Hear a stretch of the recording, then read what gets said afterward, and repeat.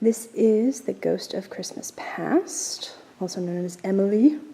She is made out of packing tape and saran wrap.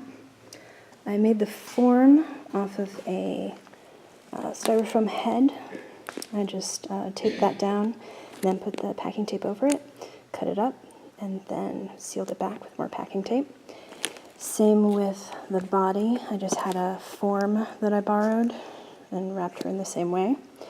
The arms are actually arms of a stuffed bear that I have, and the hand forms are based off of my own hands.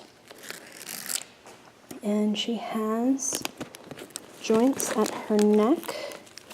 Here, it's made out of chicken wire. And then we have a little eye screw that connects to a keychain key to another eye screw. And we have rubber bands that kind of lock her head in place so she isn't flopping around like a dead fish. And same thing with her arms. She has a chicken wire cage, eye screw, keychain hook to an eye screw. And you'll see inside that we have little lights. She will light up. I'll do that in just a second. And then her last joint is at her waist. This is also a cage, and that's where I rest the box for the LED lights. So there's another cage underneath chicken wire. And you can see her skirt is just made out of this very lovely, gauzy, sparkly, silvery material, which flows very nicely. Inside her skirt, we just have the LED lights. And she has, 6 points to light up. So we're going to do that real quick. First is the skirt. Okay, so there we have her skirt light. And we have the base of her spine. And this is a fun little light. It's a light switch light. It's run by batteries. So that just pops on. Then she has another one at the bottom of her neck.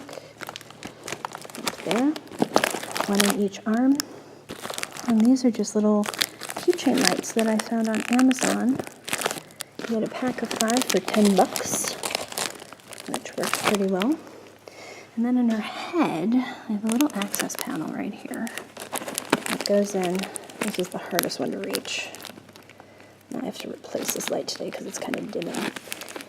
And we tried a whole bunch of different types of light possibilities.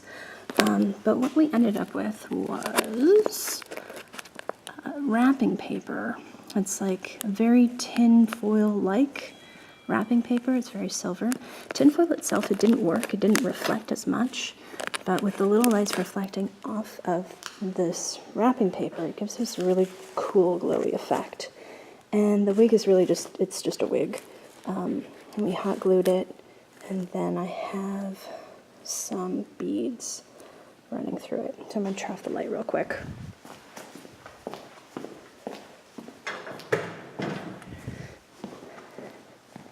And you can see Miss Emily glow. And she's very delicate. My concept was to make her like water. That's really what I wanted. I wanted kind of a watery effect. And I think I got it. So that is Miss Emily, the Ghost of Christmas Past. One thing I forgot to mention with Emily is her actual rods.